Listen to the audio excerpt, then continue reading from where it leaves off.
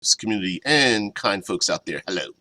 Welcome to the channel. This is Future Friday, and if you've been here or you're catching us this week, you know that we've been talking about giants and titans and all that kind of stuff. But today is Future Friday, so you gotta talk about giant robots, mecha, kaiju, and your favorite role-playing games that incorporate all of your favorite anime, giant robot monsters, and all that kind of stuff. Yeah, you gotta do it. Yeah, it's um, funny that I always make up a preamble that pretty much has nothing to do with what we're going to talk about today, but we've been having a little fun in the Discord down in the boiler room about fake meat and extruded meats. Pretty strange stuff there, and I don't know if we'd ever talk about that a whole week, but pretty fun to talk as a subject matter. Although there might be something to pull on, but today. And we might have to eat our extruded meat in the cockpit of our giant robots and talk about some of our favorite giant robot intellectual properties and how and ways we can use them in our tabletop games. So um, we got to start off with uh, a ton of our favorites, whether it's a role-playing game or television shows or movies. I remember when they put the Robotech series on television, and uh, yes, I liked Transformers, and it wasn't quite mecha to me. I absolutely fell in love with Robotech because of the industrial nature of it. You know, a bunch of different pilots had their own robots, and they had the first gen were the fighter jets. Um, yeah, yeah, me too. Tesla says Robotech was my first exposure to anime. Yeah, oh yeah, it opened up the doors, and while you could look back at it now, and some of the animation is a little bit strange. Yeah, Polaris says mine too. Yep. The animation doesn't quite hold up, but I liked the idea of like a uniform set of robots and pilots, and then each of them had their own, whether it was like call signs and colors and weaponry, and there was the hybrid jet with the arms and legs on it, which I thought was kind of funky, and then the full transformation into the giant robot. And when it got me involved in anime, of course, you know, you had when I lived in Philadelphia, Pennsylvania, there's a South Street, and South Street was kind of the beatnik niche artists kind of region of South Street, and they had a store there that brought over a ton of things from Japan, and I didn't realize that the robot, they actually made toys that realistically transformed into them. And I was like, oh, that's where the pilot sits. That made sense, because I could never understand what happened to in the Transformers. Anyway, that's just me being dumb. But yeah, the giant robot idea, and fighting, being able to fight, you know, one-on-one with these whatever monstrosities, or what were they called, the Zentradi, in that particular show. But mind you, it doesn't have to be any specific television show or movie or what have you, but the idea of being this small individual but being able to stand toe to toe with these giant monstrosities, I think is a thing that there's something about it, especially as a kid, that you just have this imagination. Like if you look up at a towering skyscraper and you wish, like, man, it's 30 stories tall. I wish I was that tall and I could just, punch and kick and hit these people. Now, of course, you do have well, you have to swallow uh, a lot of the scientific explanation of these things, because having these giant robots run and jump and move and flow in the way that they do, even with what were the Pacific Rim movies, they tried to incorporate the weight and mass of these massive creatures. Yes, we know that physics does not apply here. Um, but, of course, you could have all kinds of reasonings, right? Anti-gravity, protoculture, high technology, high technological energy sources, alloys that are spun and made uh, in space and zero G or whatever. It doesn't really matter. Come up with some pseudoscience and then you just have yourself some giant robots. Or don't at all and just say there are giant robots. But I love it. And I think a few things that we would, the problems with playing in a game that uses giant robots are a couple, and I thought of just off the top of my head, I have a few problems with them and issues that you can confront that might not be readily available to you. Someone please correct me if I'm wrong, is it BattleTech? That is one of the longest running uh, giant robot battle role-playing games and miniatures games. I believe it's BattleTech that has the different clans. Yeah, and BattleTech in itself actually has a built-in. Here's one problem, and when I say problem, I don't mean that you can't do it. What I mean to say is, if you really have a hankering for wanting to play giant robots, here's an issue that you want to deal with before it gets out of control. In BattleTech, in their lore, they have a built-in system where destroying the robot is okay, but not killing the pilot is a function of the culture within that world. So one of the issues with having giant robots is, of course, you're going to have robots that are going to get destroyed. Um, Yeah, Pelor says, I've never played the role-playing game, but I got the PC game, which I love to pieces. And yeah, there are BattleTech aficionados, and I don't mean the role-playing game. I'm just talking about like bits and pieces of that world, whether it's learning all the clans, following the history, painting the miniatures, playing the PC video games. There are some people out there that are diehards. And one of the things, especially when playing a role-playing game, is the distinction between the robot and the pilot. And we know that the pilots are squishy, right? We're just a little human being inside of this riding in the chest or the head of these humanoidish robots and whatnot. But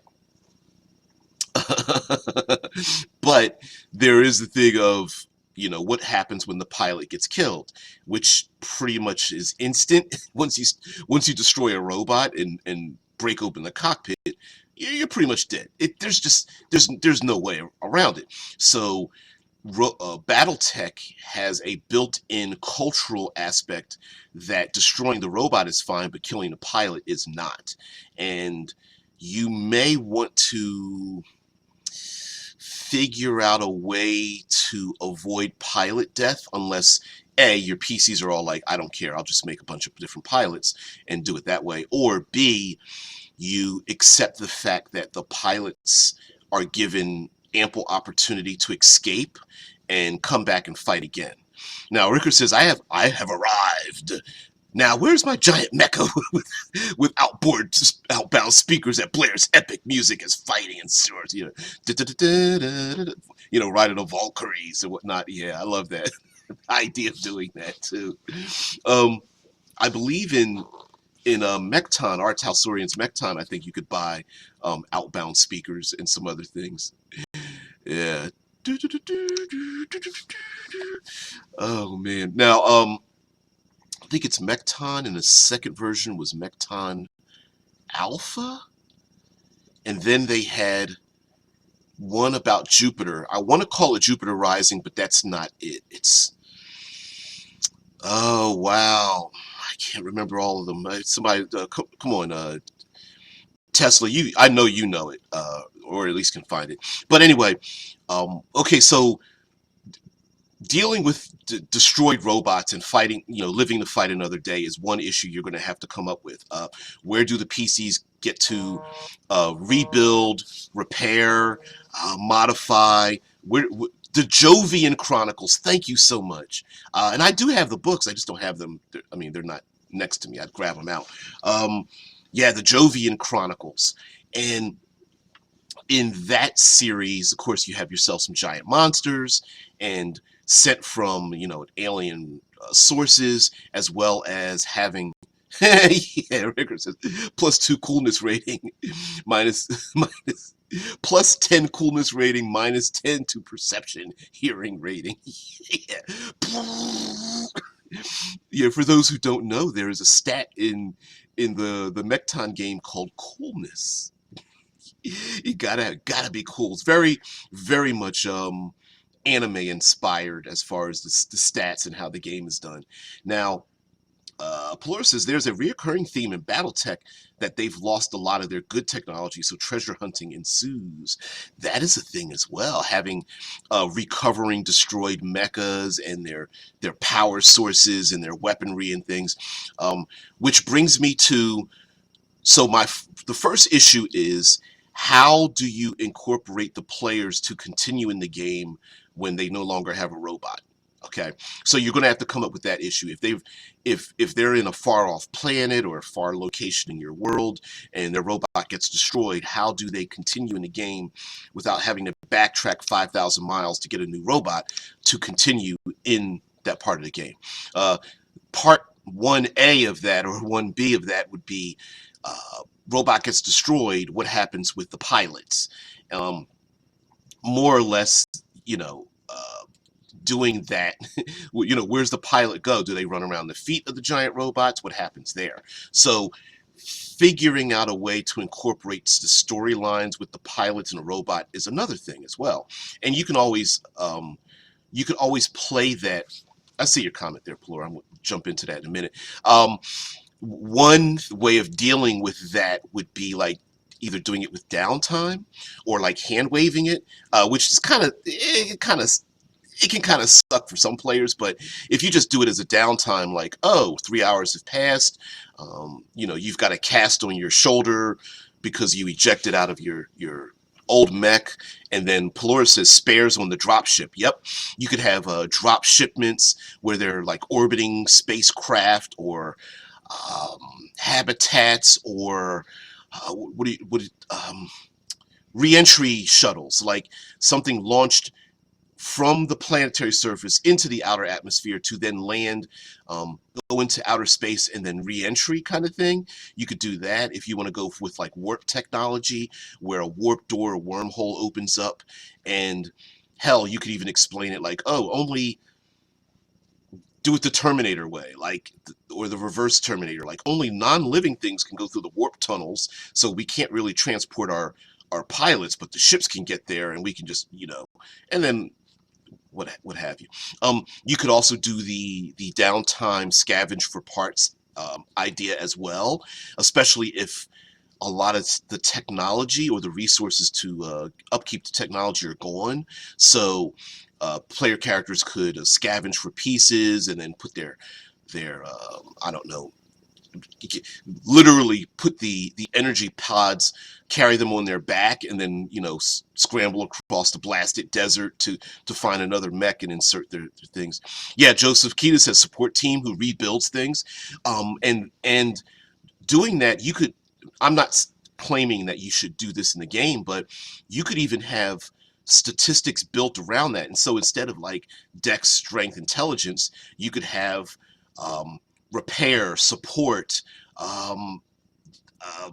power, what do you call, like any kind of energy source, power cells or something. So one PC may be a great pilot, but not have the greatest relationship with their support team, whereas another player character may have high skills in modifying their own mech, maybe diverting power from one place to another, or shifting their shields from one place to another. Yeah, Joseph Keenan says skill check for scavenge or 3D print from or with scrap metals and things. Yeah, 3D printing, since a lot of these games 3D printing wasn't a thing, but you could easily rationalize carrying a backpack mounted 3D printer and finding scavenged parts to throw into the 3D printer to, at least have, to break down those component parts and rebuild them. And that would be a great thing as well, to have a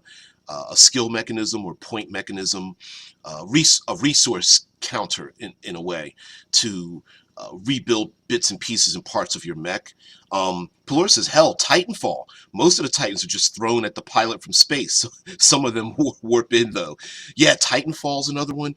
And, you know, being we love the giant robots, but dealing with the downtime of that, and we've got some shit. We threw in a half ton of really great ideas in dealing with the downtime, and maybe in the downtime you can do your exploration slash social encounters during the downtime, so that not only are the PCs looking for scavenged pieces, but maybe you could have tribes of people that are just doing nothing but making money off of selling black market bits and pieces and weaponry.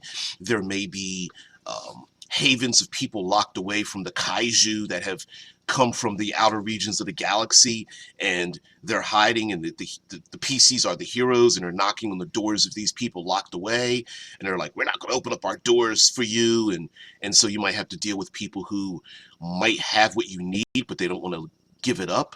Or the exploration part of that, let's go into, for me, one of my favorites is coming up with really great places to have mecha and kaiju fights. Now, I'm assuming, mind you, I'm defaulting to giant mechanized machines versus giant biological creatures, but that doesn't have to be the only thing. Like in BattleTech, it's clan against clan, so you can have robots against robots. Now, I'm gonna date myself here. I remember seeing the movie Robot Jox when it first came out. I don't believe I saw it in the movies, but I think I went to a Blockbuster or TLA Video, or maybe Hollywood Video. I think it was Hollywood Video. And there's a movie called Robot Jox. Listen, it is really, the special effects are terrible, but a great world building in that movie. Joe Key says, can scale the quality of the parts too. Scavenged, rebuilt or refurbished, used, factory new, and gives a small plus or minus to the quality of a part or failure rate. I'm with you on that one. As far as like, you could modulate the like the bonus penalty that you're talking about with what part is scavenged but combined with the quality of the skill that the person has, right? So someone could get a scavenged part, which is probably like the worst quality, but their mechanical skill might offset some of that. So yeah, and that's definitely a resource management kind of thing in a game, and I love that kind of resource management where it isn't just, it's more than just checking boxes. It could be, okay, do I use these scavenged parts that I have in front of me, or do I delay it to go to a place that I know has factory new parts, but they're deep in a factory that's covered by thousands of tons of materials, and I know it's on the border of like an enemy territory or something. And plus you have time management as well. How long do you have downtime? If you have 10 hours of downtime, but you know the enemy's going to be there in 8 hours, do you stop to open up your mecha to start rebuilding and refurbishing and do what you can? It's like, well, replacing each of these parts is going to take you a 2-hour time frame. You've only got 4 hours. I mean, you can only replace 4 of these 5 parts, and you have to pick and choose between them. Pelor says, I love me some giant robots, not going to lie. In video games, I'm not really an anime person. I think it's from playing Heavy Gear. Ooh, Heavy Gear in the 90s, yeah. And One Must Fall. So there's something, I don't know where it comes from, but I'm with you, Pelor. There's something visceral about giant robots, and like being inside of them internally and externally. OP, yeah, sometimes size matters. Yeah. Yeah, I'm with you. Oh man. Rickard says, speaking of Titanfall, another game with giant mecha that has probably been mostly forgotten is Shogo. I've never heard of Shogo. Oh, Harry, what's going on there, man? Always giving me the thumb. But thank you very much. Thank you. Joe, I don't remember Shogo. Now I don't know if that has any relationship to Shogun Assassins, um, which they fired like missiles out of their fingertips and stuff. I can't remember. Um, Joseph Keenan says, "Love Death Robots." Episode Lucky 13. The ships fighting in those mesa tunnels would be great for a mecha fight. Mech fight. Oh, yes, yes. Yeah, I was like Lucky 13. Yeah, you know what? I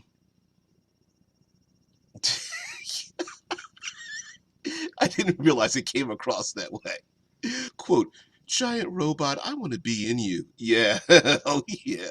Oh, yeah. I want to be inside you. Oh, yeah. Shogo, Mobile Armored Division. Why don't I remember that? Oh, Dragon R is another one. Yeah, giant robots are just cool. And oh yeah, we talked about about Robotech, especially that first generation. The second generation, I mean, they were actually three separate anime that they tied together. But what was the first generation were the the jet fighters,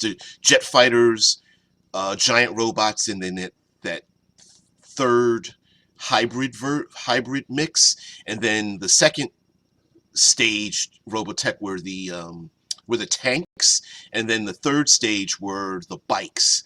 And so that brings us to the size of the mechs and how do we want to size them in the games. Now, a lot of times what they'll do is you'll have chassis sizes.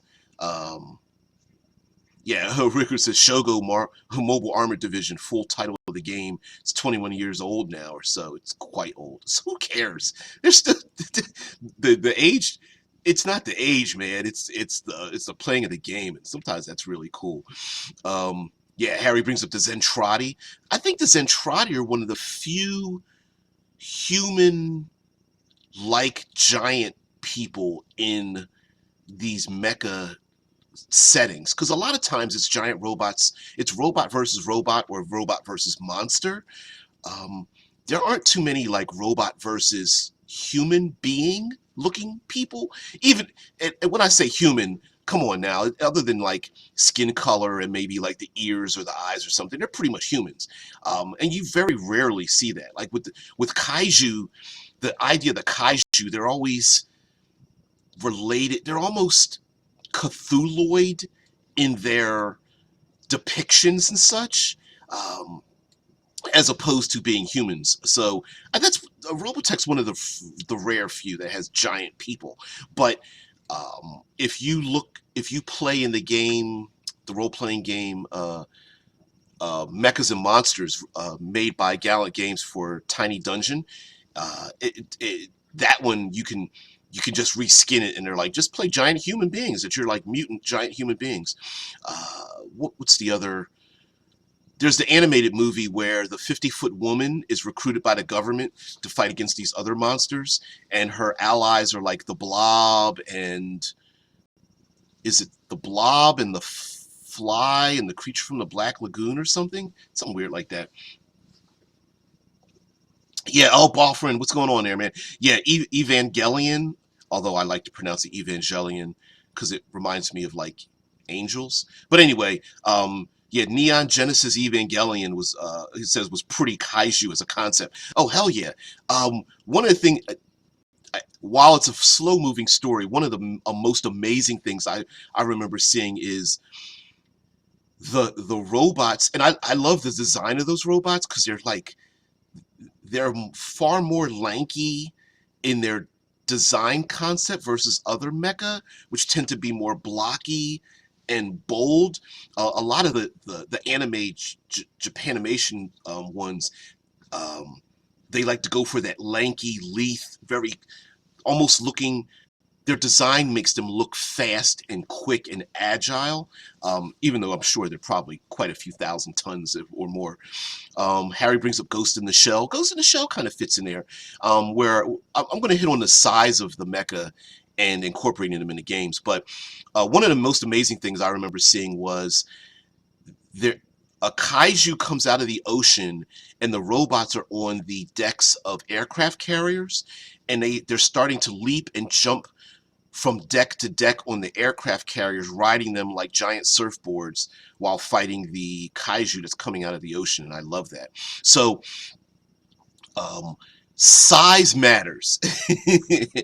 And depending on the size of the mecha, there is that fine line between power armor and mecha when they're small enough to be yeah, Boff. Yeah, I remember that scene from Evangelion. Yeah, I just think that's so amazing.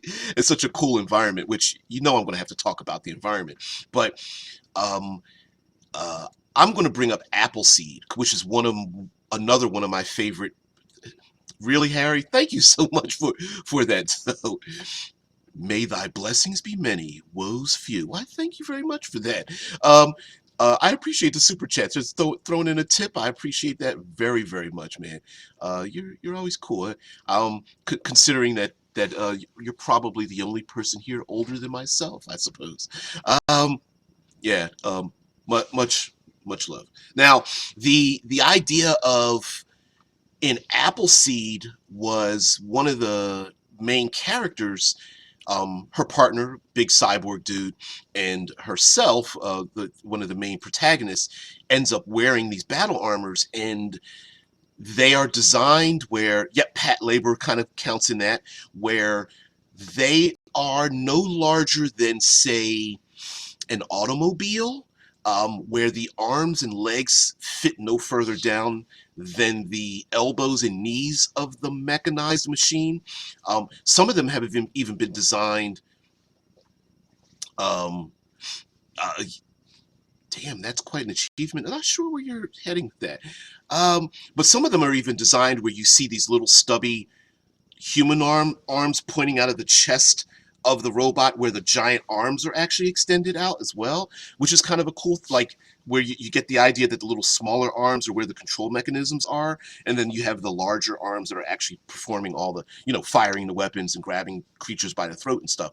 So a lot of games will have different chassis styles for the mecha game. They'll be known as strikers, or infiltrators, or enforcer, or tanks, or bricks, or they'll have different names and nomenclature. So your strikers will probably be your smaller, lighter ones, usually far faster, but with lighter armor and less armaments on them.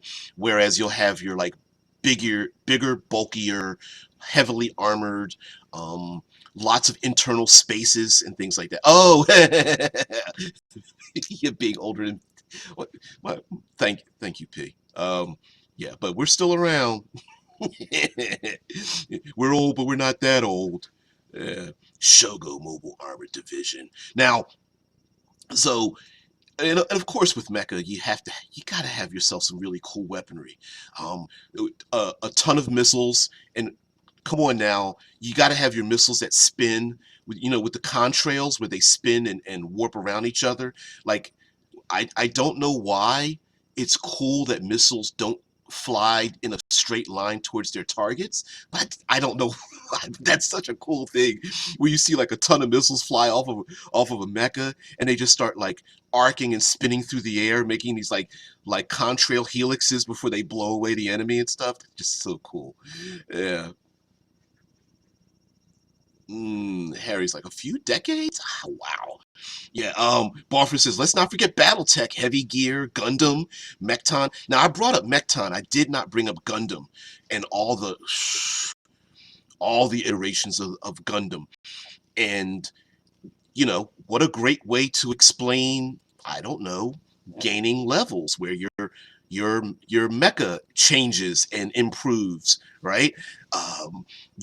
Having you can absolutely positively reframe my mecha has a +1 dex now, or an evasion score, or I've got a new level or something, or I've purchased new things for your mecha. You can absolutely make that a narrative part where the PC is dealing with the, the support staff that takes care of their mecha. You got to have your best friend who's the mechanic, right?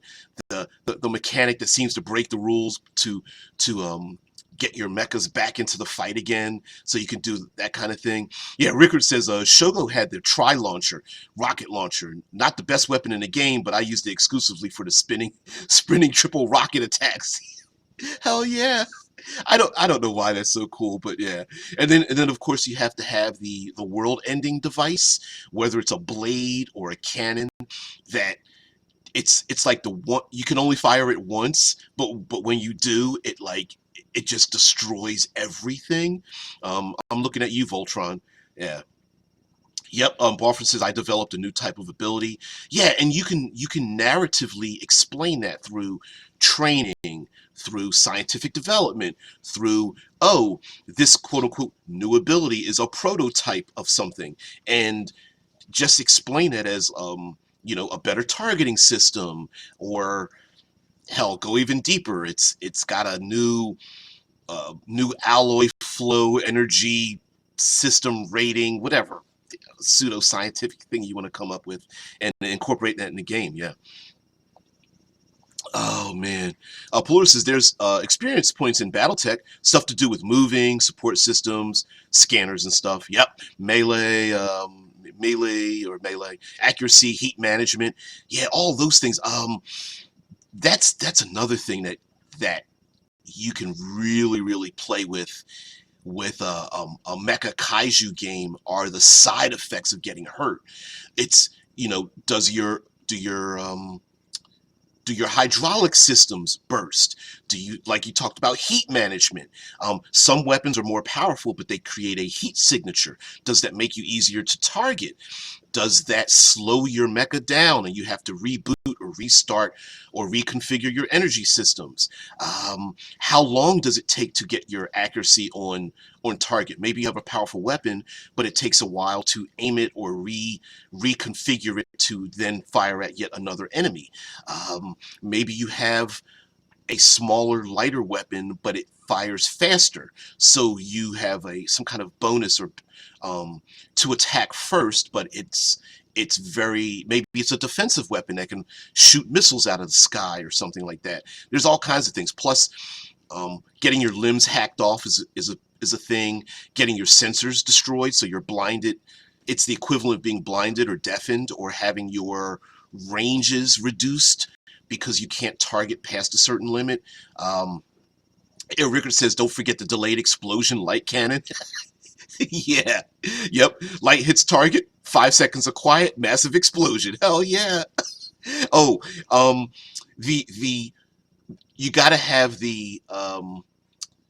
okay, what's the anime trope?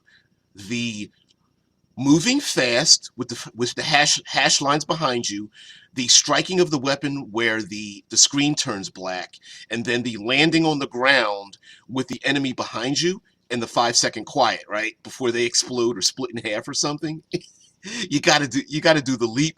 You gotta do the fast leap, fade to black, striking attack, and then landing on the ground with your back turned. That's a huge anime trope, and you gotta love it. It makes no sense, but it's like, yeah, I'm cool, aren't I? Explosion. Um, Heavy Gear was skating mechs. Heavy Gear did do that, didn't they? They had regular feet and then wheels on the bottoms of their feet so that they could skate around. Let's not forget jump jets. Got to have yourself some jump jets, right? Launching into the air with like vestigial wings that allow you to fly. Harry says Dragon R did a lot of that. Yeah, you got to have a lot of the jump jetting, striking at the enemy, turning your back on them and stuff. There's also the dodging out of the way of the lasers and rockets, so you get that like almost like a camera following you the enemy or the hero pans away, and the rockets miss just inches over and over and over again as they start, that kind of stuff. Harry says Pod 9 came out with some as well. I'd never heard of Pod 9. I've heard of Dragon R, but I can't picture any of the images though. One of the other things that I think if you're going to incorporate them into a role-playing game are, and you know me, it's going to be location, location, location. Yes, most of those locations are going to get blasted. You got to come up with some great places to have a fight, though. You have to, whether it's like Pacific Rim and fighting big giant kaiju coming out of the oceans, and you're fighting on a shoreline or docks or something. You got to have big fights in a lot of major cities. Please have a fight in a major city. Knock over some buildings, fall into power lines. Have innocent people running for their lives. What are some other construction sites so you can grab up iron girders, or what's the one in Pacific Rim where the robot grabs the cargo ship and uses it as a baseball bat? You got to do that. Don't tell me it's not in the rules. Who cares? The rule of cool has to be in something like that. And picking up a parked car and using it like a brass knuckle, or grabbing an iron girder or a cargo ship, or slamming some kaiju's face into yet one more massive building is just a cool thing. You got to do that. Yeah. Yeah.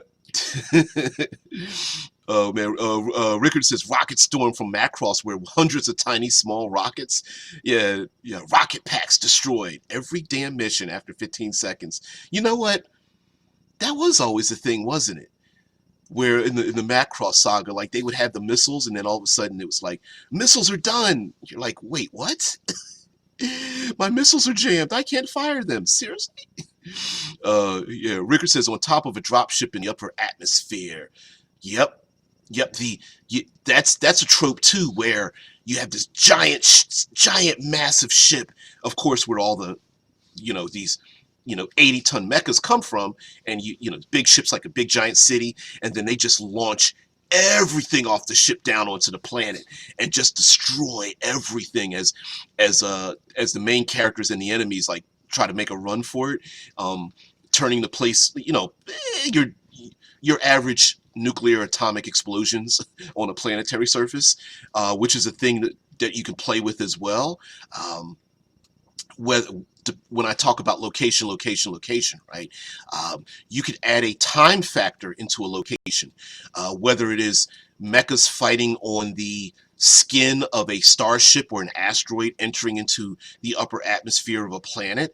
And so not only do you want to destroy your enemy, you have a time limit of who's going to burn up first, and the first person to jump,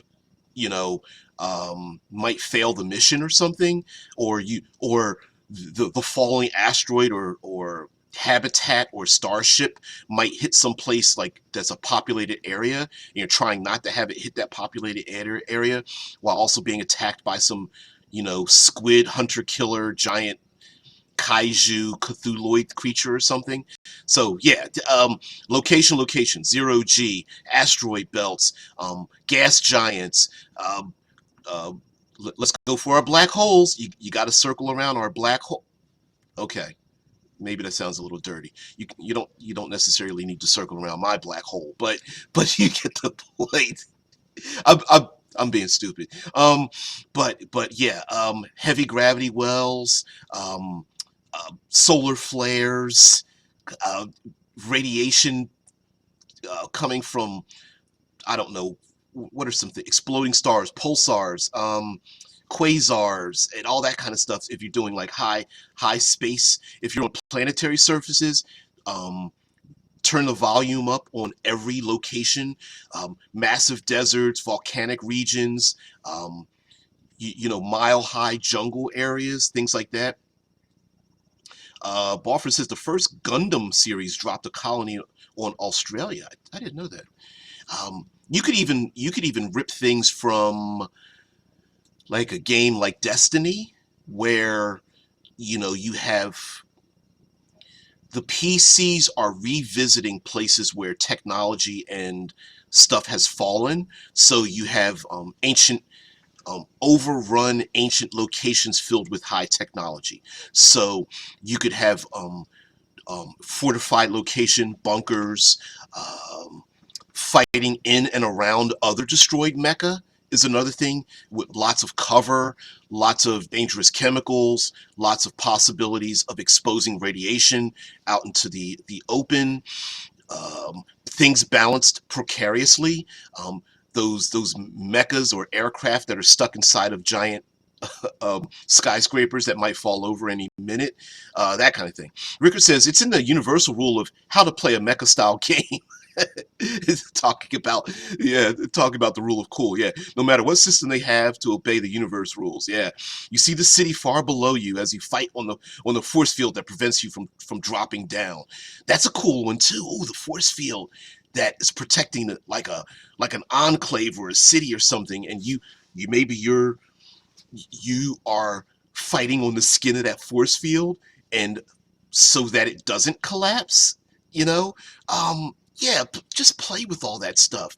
Um, like I said, falling into the power lines, or, you know, um, what is it? The getting shocked by the power line, but then harnessing that energy to zap or shock or stun the kaiju that's attacking you, kind of deal. Um, there's the Gestalt um, mecha function, where all the mecha come together to fight as one, whether it is simply holding hands or sending their power, or beaming their power into the back of one mecha that fires a beam, all the way to I'll form the head and combining together. Yeah, yeah, that's you got to do that. Now I know not every game like like like a game like BattleTech isn't really meant for that because it has its own setting, but if you can, you got to do it. You got to let your PCs do it. Rickers is also interesting that lesser mech that you normally one shot in your mech, that is now a boss fight as you don't have access to a mech. Oh, I see what you're saying. So you're saying like the little minor mechs that are just like you basically one shot them and kill them. Now all of a sudden, now that you've ejected out of your own mech for whatever reason, now those little piddly little minions now are the real enemy, as the humanoids run around from building to building, like I don't know, like fighting in the dystopian future of the Terminator series. And but the machines now are the enemy. They're now the master, which is I like that idea. You could, if you wanted to incorporate the humans involved in that, the run and gun, the running so that you can finally get back into your mecha, or at least distract the enemy so that maybe an ally can get into their mecha to destroy, to then one shot those very dangerous machines, might be a great idea as well. So my long story short is, play with time, play with space, play with location, right? Offer, absolutely. Let's go back to my series about triangles, right? Offer alternate win conditions. Yes, blasting the enemy is cool. We love to do that. You got to open up a can of whoop ass, right? And take a big gulp. But you also want to establish, maybe standing there and fighting the enemy isn't what's needed. Maybe it is allowing the innocent people or trapped allies to escape from enemy lines and launch into space. Maybe it is protecting that energy field that's protecting the city long enough for reinforcements to arrive. Maybe it is protecting a fleet of ships that are going to drop more mecha for people trapped behind enemy lines, and it's your job to ensure that they re-enter into the atmosphere, while the enemy tries to shoot them down upon re-entry or something. Maybe it is a suicide mission to be the decoy for the real attack, and you know you're going to be behind enemy lines, and you know that there are no reinforcements, but your mission is important to distract the enemy, you know? So absolutely positively pull from any and every military, post-apocalyptic, survivalist genre, and then just turn the volume up to mecha, right? If you're a fan of, like, say, Walking Dead or zombie apocalypses or something, just reimagine the human beings as mecha, and then you have yourself a storyline. You know, someone's trapped. You need resources. You have to leave the safety of the place you know because it's going to be overrun, et cetera, et cetera. And then there's also the idea of going back to the idea of gathering scavenged or refurbished parts and pieces.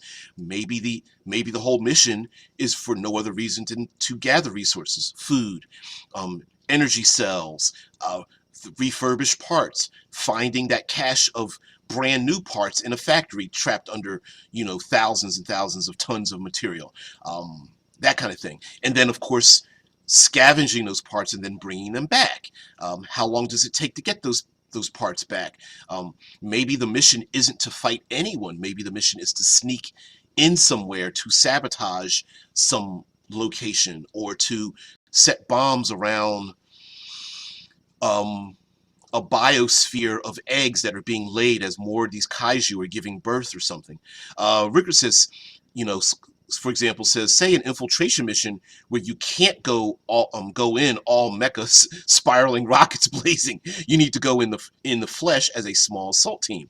That's a thing too. Maybe stealing or sabotaging a new mecha design, or the enemy has captured a region and has captured your mechas, and the PCs have to sneak in to steal their mechas back because the enemy has confiscated them and trapped them, of course, behind enemy lines or behind defensive features or something. That's a possibility as well. Even the PCs having to sneak past the giant kaiju and their smaller parasitic things that drop off of their flesh, that are basically, here with my air quotes, designed to go after the humans, right? The smaller Cthulhuoid type creatures that are basically like flaking skin or whatever. And so the PCs have to sneak past them because the kaiju they can't pilot your mechas, but are they surrounded, being trapped in by some weird ooze-like growths that these kaiju are depositing in the major cities? Yeah, do something like that.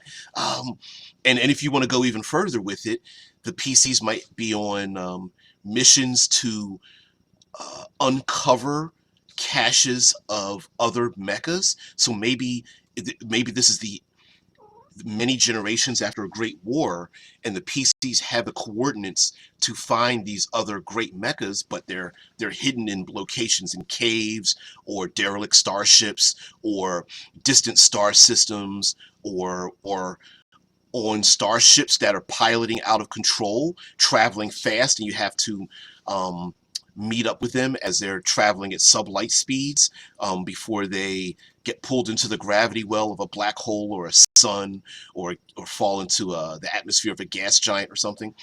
Balfrin says Robotech had that sneak out scene where they dressed as a Valkyrie, as a Zentradi. They sure didn't they? Yes, for those who don't know the reference, the aircraft in Robotech could transform into giant robots. The Zentradi were giant-sized humanoids, and they wore clothing. They pants, shoes, things like that. Oh, hold on. Sorry, I love you. All right, baby, love you. Hey, you have a great one. Love you. Yeah, that is the Heraldrix calling upon the hour mark. Although she's leaving a little bit early. For those who don't know, that the giant robots that were piloted by the characters were about the same size as the Zentradi who wore clothing, so they dressed the Valkyries. That was the name of the ships. I couldn't remember the call sign for them, but they dressed the ship as a Zentradi to sneak out with a giant giant trench coat and everything. And I'm just like, that's silly, but it's so cool, right? I mean, silly on one hand, but then you're going, that kind of makes a lot of sense. Yeah, you know. So yeah, all these things. I think all of these things are really great when usually like incorporating them into a role playing game, tabletop role playing game, and especially if you want to avoid the monster of the week. Uh, the trope of monster of the week is like watching a television show or like a procedural show where every single episode, once you scrape off the the code numbers, and it's really the same thing, right? It's heroes have a villain, confront villain, destroy villain, episode over.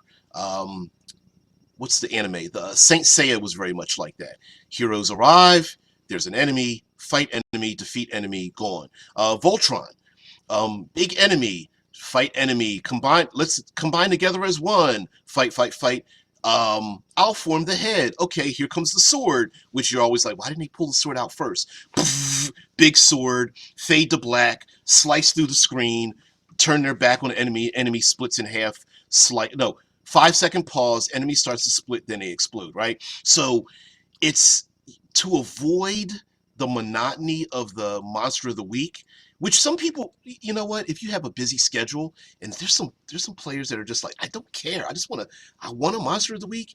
If they want a longer story, you're going to have to figure out how not to do the monster of the week trope and mix it up a little bit. And like we were talking about, infiltration, excavation, rescue missions, the the the infiltration spy kind of thing is the anti-attack, right? We need to be careful because, or the decoy mission, the um, the rescue the individuals, the gathering of resource missions. So that kind of thing, I think you can throw in to change up what's going on, because essentially it's going to boil down to giant robots fighting either other giant robots or giant monsters, and coming up with a rationale for that. Also, making unique reasons for the giant monsters to be there.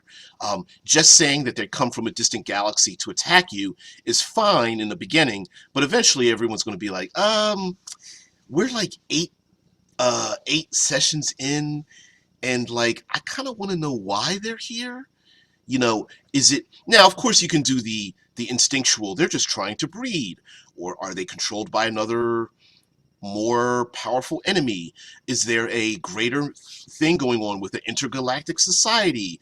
Um, did humanity cause this initial attack in the first place by attacking the, I don't know, the a home world that where they killed the young on a distant planet and now they're out for revenge, you know? Anything like that. Was it a first contact that just went the wrong way? Are they collecting resources, whether it's energy or water or, I don't know, some kind of biological material or something? Is this the first wave of an invasion of a far more intelligent species, Cthulhuoid style, where, yeah, there are mindless things wave after wave, but there's something intelligent behind them.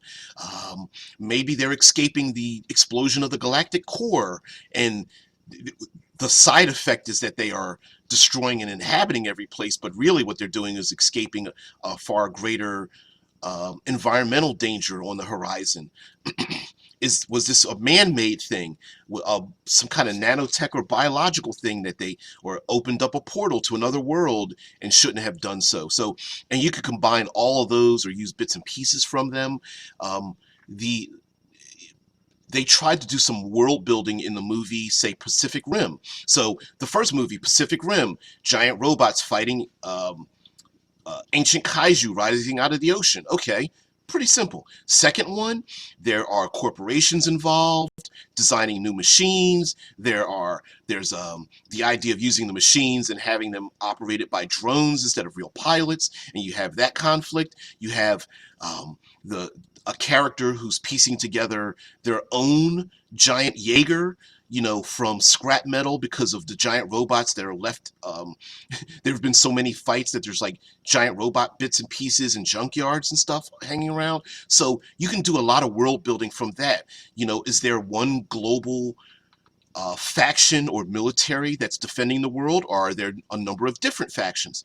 Maybe there was one faction in the entire world combined together, and I'm thinking like Earth-like or whatever, right? But maybe each planet has their own factions and ways of dealing with their own enemies.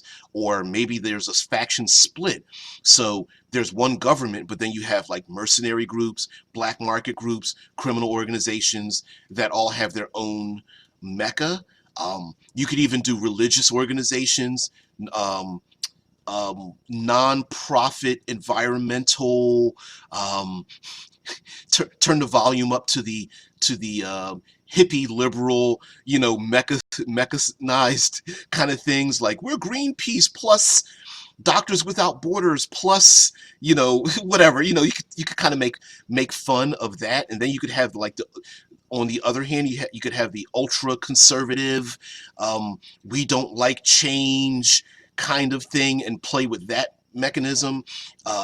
So if you get my point. You could have an entertainment one. Hey, we have giant mecha, and our whole point is we're just trying to survive, and we buy and trade bits and pieces, and we have we sell our services to the highest bidder, but not for fighting, but for distraction in a time of war, which is very important. You could even have enclaves that are like, hell, all we want to do is just survive. We're just having kids, and we're moms and dads, and we're families, and yeah, we've got giant mechas, but we're not involved in a fight. We're just here to defend our own. So yes, all of that combined together to make a big giant world for your giant robot mecha kaiju game. And last but not least, I got to go back to the rule of cool. Yeah, when in doubt, yeah, just let it be cool. First of all, let your descriptions just get out of hand, right? We've seen, just like you guys brought up, Pod 9 and Shogo and Pacific Rim and Battletech, and hell, we can go Evangelion, whatever you want to call it. You go on and on and on. Steal every single trope from those. Mix them together. Ghost in the Shell, Appleseed. Steal Pat Labor. Steal anything and everything from all the Robotechs you can find. Steal the tropes from them and just go for it. I didn't even bring up the whole Godzilla Godzilla extended universe, right? Yeah. Gazaraki? I never heard of that, unless you're trying to say Godzuki. I've never heard of Gazaraki, but again, doesn't mean just because I haven't heard of it doesn't mean it's not great. The Voltrons of the world, hell yeah. So steal everything from that, and especially if you want to come up with new adversaries. They don't have to be enemies, they could be adversaries, meaning people who are maybe on the same side as the PCs, but they have a different mission. For example, one mission might be, we're only here to extract the energy cells and we're out. And the PCs are like, yeah, but we have innocent people trapped deep underground and they're going to be overrun by the Kaiju. And their allies are like, listen, we can't save their lives. You need to cut your losses. We're here to get the energy cells and we're out. And that might be a form of contention. And so, but gaming wise, you might want to say, oh, you meet a squad of 5 mercenaries and they're mecha, and guess what, this mercenary mechas can combine together, and the head of the mercenary group is like, I'll form the head, and the PCs are like, looking down at the little small mechs, and then all of a sudden they combine together and they're looking up at the mech and they're like, wow, you mean it's like a mecha like ours times 5? Yep, with a big Voltron sword. And you're like, oh wow, this is cool. And for those who don't know, there was a short-lived Voltron show with 15 vehicles. It was like 5 ground, 5 air, and 5 water, something like that. Hell, even I suppose while not quite mecha, you could even go for Science Ninja Team Gatchaman, a la Battle of the Planets, where they had like vehicles, and although they weren't mecha, they weren't humanoid, but they had vehicles, and of course they were like ninja, super ass, kick ass ninja people, and then get into their craft, and then they all combine together, and then the ship turns into the fiery phoenix, and flies its way and blasts its way through the enemy. So yeah, you could do things like that as well. So yeah, location, new stories, grab tropes, rule of cool, um, avoid the monster of the week, resources, time management, resources, the resource management, whether it's collecting materials, designing new mecha, and then coming up with a way to